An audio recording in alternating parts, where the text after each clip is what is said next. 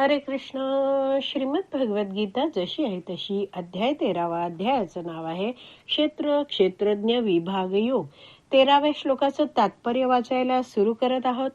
त्याआधी श्रील प्रभुपादांना प्रार्थना करूया. हे श्रील प्रभुपाद, आम्ही भगवद्गीता हा ग्रंथ वाचून समजून घेण्याचा प्रयत्न करीत आहोत. त्यासाठी आम्हाला आशीर्वाद द्या. धन्यवाद प्रभुपाद. तात्पर्य: भगवंतांनी क्षेत्र आणि क्षेत्रज्ञाचे वर्णन करून सांगितले आहे. तसेच क्षेत्रज्ञाला जाणण्याच्या मार्गाचेही त्यांनी वर्णन केले आहे. तर अर्जुनाने पहिल्या श्लोकात प्रश्न विचारले होते आणि त्याचं उत्तर भगवंतांनी दुसऱ्या श्लोकापासून द्यायला सुरुवात केली आहे. तर आतापर्यंत भगवंतांनी क्षेत्र म्हणजे काय, क्षेत्रज्ञ म्हणजे काय याचं वर्णन केलं आणि क्षेत्रज्ञाला जाणण्याच्या मार्गाचं वर्णन भगवंतांनी 8 ते 12 या 5 श्लोकांमध्ये केलेलं आहे. तर आता पुढे वाचूया. आता ते म्हणजे भगवंत ज्ञेयाचे प्रथम आत्मा आणि नंतर परमात्मा वर्णन करण्यास प्रारंभ करतात. तर ज्ञेय म्हणजे काय? ज्ञानाचे लक्ष, म्हणजेच ज्याला जाणायचे आहे ते म्हणजे ज्ञेय. ज्याच्याबद्दल ज्ञान घ्यायचे आहे ते म्हणजे ज्ञेय. तर भगवंत आता अर्जुनाला क्षेत्रज्ञाविषयी सांगायला सुरू करत आहेत या 13व्या श्लोकापासून. तर प्रथम या 13व्या श्लोकात भगवंत आत्म्याविषयी ज्ञान देतात आणि पुढच्या श्लोकापासून 14व्या श्लोकापासून भगवंत परमात्म्याविषयी सगळी माहिती देणार आहेत. पुढे वाचते आहे. ज्ञेयाच्या ज्ञानाने, आत्मा आणि परमात्मा या दोहोंच्या ज्ञानाने मनुष्य अमृतमयी जीवनाचे आस्वादन करू शकतो. तर जेव्हा मनुष्य हे सगळं ज्ञान घेतो तेव्हा त्याला कळतं की मी आत्मा आहे, मी भगवंतांचा नित्य दास आहे, भगवान श्रीकृष्ण हे माझे स्वामी आहेत, मला त्यांची सेवा करायची आहे. तर असा व्यक्ती अधिकृत गुरु शिष्य परंपरेतील माध्यमातल्या भक्तांचा संग घेतो, मार्गदर्शन घेतो आणि भक्तीमध्ये प्रगती करत जातो. तर जेव्हा जीव भगवंतांची सेवा करत राहतो तेव्हा त्याला आध्यात्मिक सुख, आनंद प्राप्त होतो. आणि म्हणून इथे प्रभुपाद शेवटी लिहित आहेत की मनुष्य अमृतमयी जीवनाचे आस्वादन करू शकतो. पुढे वाचते आहे. दुसऱ्या अध्यायात सांगितल्याप्रमाणे जीव हा नित्य आहे याची सुद्धा या ठिकाणी पुष्टी करण्यात आली आहे.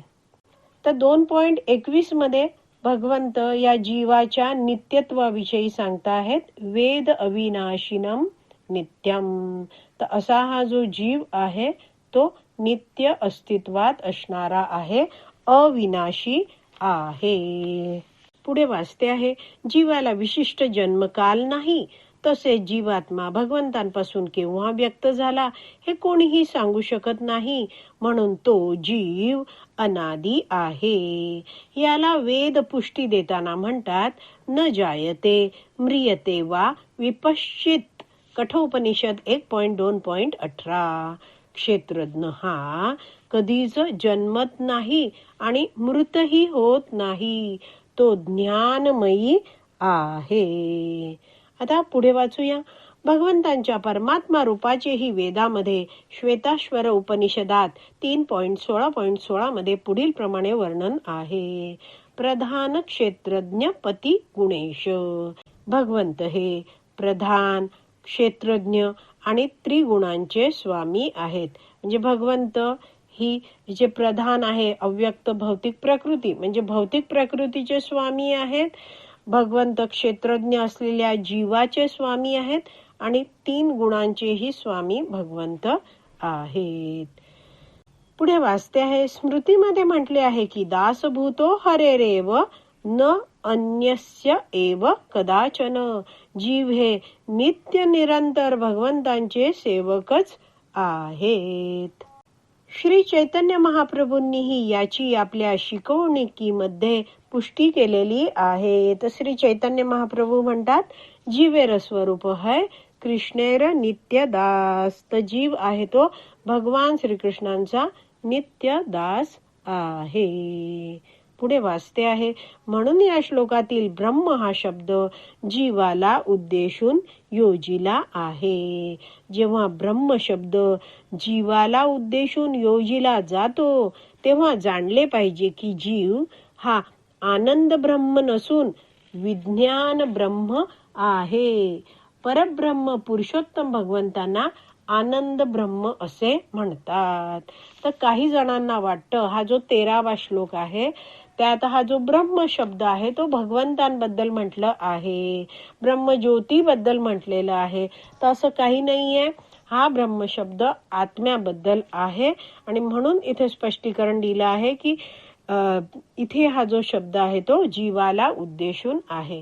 आणि आपण 5वा श्लोक जो वाचला त्याच्या तात्पर्यात श्रील प्रभुपादांनी 5 कोश असतात त्याचं अगदी वर्णन डिटेलमध्ये केलेलं आहे. तर त्यामध्ये सांगितलं आहे की जीव आहे तो विज्ञान ब्रह्म आहे आणि भगवंत आहेत ते आनंद ब्रह्म आहेत. तर अशा प्रकारे हा 13वा श्लोक आहे तो आपला वाचून पूर्ण झाला आहे. आज इथेच विराम देऊया. श्रीमद भगवत गीता की जय. श्रील प्रभुपाद की जय. हरी बोल.